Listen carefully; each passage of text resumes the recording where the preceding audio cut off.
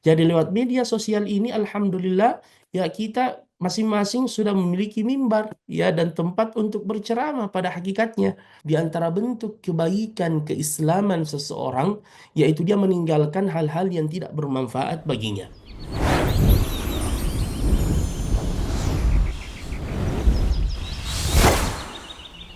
Bismillahirrahmanirrahim. Alhamdulillahirabbil alamin wassalatu wassalamu ala Rasulillah amma ba'd. Di antara nikmat yang Allah Subhanahu wa taala berikan kepada kita di akhir zaman ini yang penuh dengan perkembangan teknologi adalah media sosial. Apalagi memang manusia sebagaimana yang disebutkan oleh para ahli tarbiyah, manusia adalah madaniyun bittaba'. Ya, tabiatnya itu ingin selalu bersosialisasi dengan yang lainnya. Ya, dulu hanya langsung secara bersentuhan langsung dengan saudara kita. Sekarang ada yang disebut dengan dunia maya. Ayuhal ikhwa ala karim, ini ibaratnya seperti pedang yang bermata dua. Kalau kita gunakan dalam kebaikan, kita bisa mendapatkan pahala yang banyak. Lewat media sosial ini, Masya Allah, masing-masing kita bisa berdakwah. Al-amru bil ma'ruf wa nahyu anil munkar. Ya, kita bisa menggunakan media sosial itu untuk menyebarkan kebaikan. Kita bisa menggunakan media sosial itu untuk meraup pahala jariah sebanyak-banyaknya. Menyebarkan dakwah para asatidzah. Begitu pula kita menuliskan status-status dakwah dan di-share. Ya, boleh jadi satu perkataan yang ikhlas itu menjadi sebab saudara kita mendapatkan hidayah. Ya, jadi jangan kita remehkan kebaikan sekecil apapun. Jadi lewat media sosial ini alhamdulillah ya kita masing-masing sudah memiliki mimbar ya dan tempat untuk berceramah pada hakikatnya. Dulu kalau kita berceramah ya harus di masjid ya atau di atas mimbar. Sekarang ini masing-masing kita punya mimbar. Ya kita yang memilikinya, akun itu milik kita. Ya kita yang menguasainya. Makanya gunakan itu untuk kebaikan. Sebarkan kebaikan lewat media sosial kita. Begitu pula untuk menyambung tali silaturahim. Tetapi sebaliknya, media sosial ini juga bisa menjadi bumerang bagi kita ketika kita tidak bijak memperlakukannya. Ya, menjadikan kita terjatuh dalam perbuatan dosa.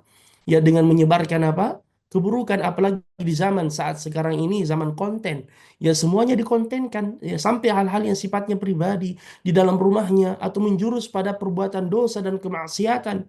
Ya, na'udzubillahi min dzalik. Hati-hati. Ya, jangan sampai ya ini masuk dalam kategori ya mencari harta dengan cara yang batil.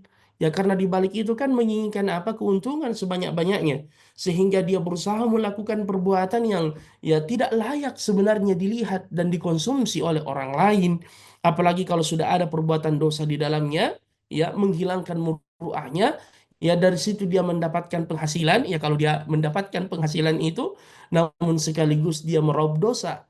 Ya, apalagi kalau dia meninggal masih disaksikan oleh orang, itu bisa menjadi dosa jariah baginya. Na'udzubillah. Ditambah lagi kalau dijadikan sebagai sarana untuk buang-buang waktu. Na'udzubillah min dzalik. Nabi menyebutkan dalam hadis, min husni islamil mar'i tarkuhu ma la ya'ni.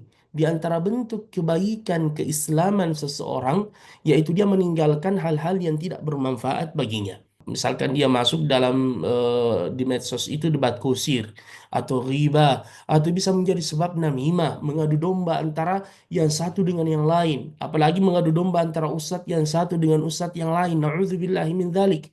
Ibnu Abbas radhiyallahu anhuma yang menceritakan Nabi pernah melewati dua buah kuburan dan beliau berkata innahuma la yu'adzabani wa ma yu'adzabani fi kabirin. Dua penghuni kubur ini disiksa oleh Allah dan keduanya ya disiksa ya bukan karena sesuatu yang besar tetapi amalan yang sepele yang mereka remehkan.